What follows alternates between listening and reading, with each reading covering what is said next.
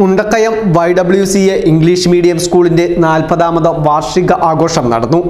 YMCA ഓഡിറ്റോറിയത്തിൽ നടന്ന സമ്മേളനത്തിന് school headmaster Sijimol Alex annual report അവതരിപ്പിച്ചു. PTA പ്രസിഡന്റ് ഫെബിൻ ബാബു അധ്യക്ഷത വഹിച്ചു.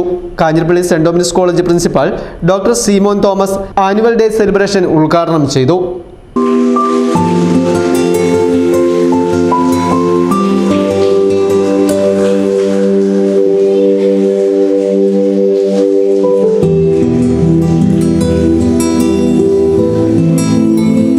ജനറേഷനെ വാർത്തെടുക്കുന്ന 40 വർഷമായി പല തലമുറകളെ രൂപപ്പെടുത്തിയ ഒരു സ്കൂളാണ് YWCA എന്ന് ഞാൻ മനസ്സിലാക്കുന്നു.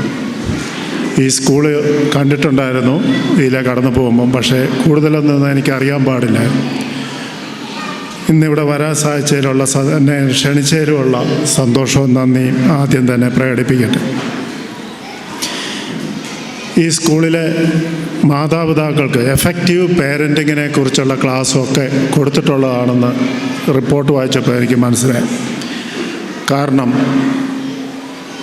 ഒരു കുട്ടി നമ്മുടെ വീട്ടിൽ ജനിച്ചെങ്കിൽ ആ കുട്ടി ഭാവിയിൽ സമൂഹത്തിന് ഉപകാരപ്പെടാത്ത വ്യക്തിയായി അല്ലെ ദോഷമുണ്ടാക്കുന്ന വ്യക്തിയായി മാറിയിട്ടുണ്ട് എന്ന് വരിയിൽ തീർച്ചയായിട്ടും അതിൻ്റെ പ്രധാന ഉത്തരവാദികൾ പേരൻസ്, അത് കഴിഞ്ഞ് ടീച്ചേഴ്സും ഒക്കെയാണ്.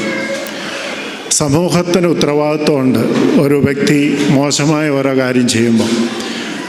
ഇപ്പം നമ്മൾ പത്രം എടുത്ത് വായിച്ചാൽ, ഞാൻ പത്രത്തിലെ വാർത്തകൾ ഇപ്പോൾ വായിക്കാൻ കൊള്ളില്ല, അത് പങ്കുവെക്കാനും കൊള്ളില്ല, അതുകൊണ്ട് ഞാനത് പറയുന്നില്ല. അപ്പോൾ നമ്മൾ വിചാരിക്കും ഇത് നമ്മുടെ വീട്ടിൽ നടക്കുന്ന കാര്യമല്ലല്ലോ.